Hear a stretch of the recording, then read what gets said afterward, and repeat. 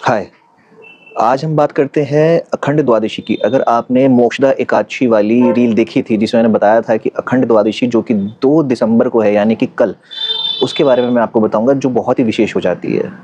मार्गशीर्ष मास की शुक्ल पक्ष की द्वादशी तिथि को अखंड द्वादशी कहा जाता है। विशेष क्यों है ये? विशेष इसलिए है कि अगर इस जन्म में ही नहीं किसी भी जन्म में आपके कोई भी खंडित नियम है, व्रत है, उसको अगर पूर्णता प्रदान करनी है तो इस अखंड द्वादशी के व्रत करने मात्र से वो सभी आपके व्रत जो खंडित हो गए थे किसी कारणवश, भूलवश, वो पूर्ण हो जाते हैं। कई बार हमारे साथ होता है कि हमने जाने अनजाने कुछ ले लिया तो उसकी वजह से व्रत खंडित हो गया या कोई भी कारण बन जाता है।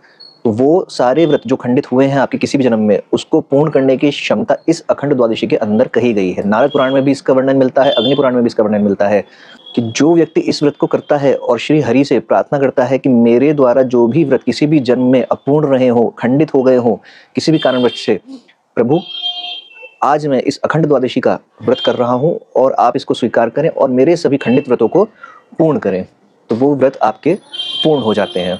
अग्नि पुराण में भी इसका महत्व बताया गया है कि जैसे पूरा ब्रह्मांड अखंड है, जैसे पुरुषोत्तम भगवान अखंड है, ऐसे ही जितने भी व्रत हमने आज तक किए हैं, किसी भी जन्म में किए हैं, चाहे उसमें कुछ दोष भी रहा है, खंडित हुए हैं या नहीं भी हुए हैं, उन सभी को अखंडता प्रदान कीजिए, पूर्णता प्रदान कीजिए। श्री हरि आपके चरणों में ये द्वादशी का व्रत मैं कर रहा हूँ, कृपा करके इस द्वादशी के व्रत के फलस्वरूप मेरे सभी व्रतों को, नियमों को पूर्णता प्रदान कर स्वीकार करें। ये अग्नि पुराण में भी वर्णन मिलता है इस द्वादशी के बारे में। अब कैसे करना है ये? आज है मोक्षदा एकादशी, तो मैंने जैसे रील में बताया था कि आज का व्रत का जो फल है उसका पारण कैसे करना है, उसका जो फल है वो आप अपने पितरों को भी समर्पित कर सकते हैं और करना चाहिए। उनकी कोई भी अधोगति हुई है, कोई भी उनकी योनि खराब है, सदगति नहीं हुई है, तो ये उनको पूर्णता प्रदान करेगा। तो उसमें बताया है मैंने कि कैसे व्रत का पारण करना है। आप उस रील को देखना, मैं लिंक यहाँ कर दूंगा। उस रील को हाथ में जल लेके, काल तिल लेके आपको कैसे बोलना है और फिर उस जल को या तो श्री हरि के सामने एक दोना रख के उसमें चढ़ा देना है या तुलसी के पास खड़े होकर दक्षिण दिशा की तरफ मुंह करके अपने अंगूठे और प्रथम उंगली जो तर्जनी होती है उसके बीच से वो जल आप अर्पित कर दें। तुलसी में भी कर सकते हैं।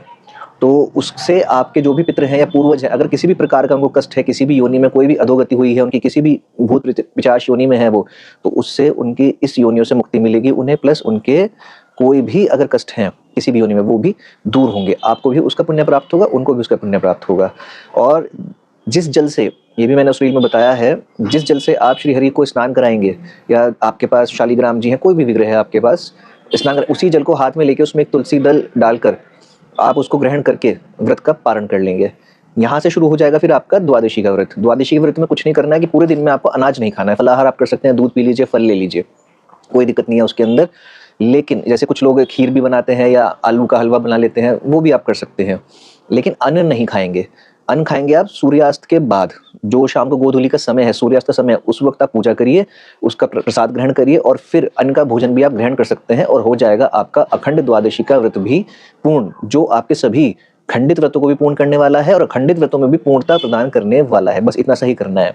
साथ में अगर आप चाहें तो जब पितरों के निमित्त आप जल अर्पण करेंगे, उसका उनको पुण्य प्रदान करेंगे, तभी गीता के 15वें, 7वें या 18वें अध्याय का भी आप पाठ कर सकते हैं। तीनों में से कोई एक भी कर सकते हैं, तीनों भी कर सकते हैं, जैसा आपके पास समय हो, और उसका पुण्य भी अपने पितरों को प्रदान कीजिए और साथ में अपना अखंड द्वादशी का व्रत पूर्ण कीजिए। इसी दिन भौम प्रदोष व्रत भी है, तो ये बहुत ही विशेष दिन हो जाता है, इसको छोड़िएगा मत, इसका लाभ जरूर उठाइए। कोई भी व्रत खंडित हुआ है, किसी भी प्रकार का खंडित हुआ है, कोई व्रत पूर्ण नहीं हो पाया है, उसको भी ये पूर्णता प्रदान कर देगा। साथ में आपको द्वादशी, अखंड द्वादशी के व्रत का तो फल मिलेगा ही मिलेगा, आपको भौम प्रदोष व्रत का भी फल मिल जाएगा इसके अंदर। भौम प्रदोष व्रत इसलिए कहते हैं उसको क्योंकि मंगलवार के दिन, मंगल को कहा जाता है भौम, और जब उस दिन प्रदोष व्रत पड़ जाए तो उसको कहा जाता है भौम प्रदोष व्रत।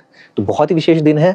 जानकारी अच्छी लगी हो आपको तो इसको औरों के साथ भी शेयर करना, जिनका आप चाहते हैं कि भला हो, वो भी कुछ पुण्य अर्जित करें। इस दिन दान का भी बड़ा विशेष महत्व है। वैसे तो जैसे मैंने बताया था एकादशी में ही व्यातिपात योग है, उसमें आप कोई भी ध्यान, दान, जप, तप करते हैं, वो विशेष फल देने वाला है। लेकिन अखंड द्वादशी के दिन भी जब आप व्रत करेंगे, उस दिन भी दान देने का विशेष महत्व है।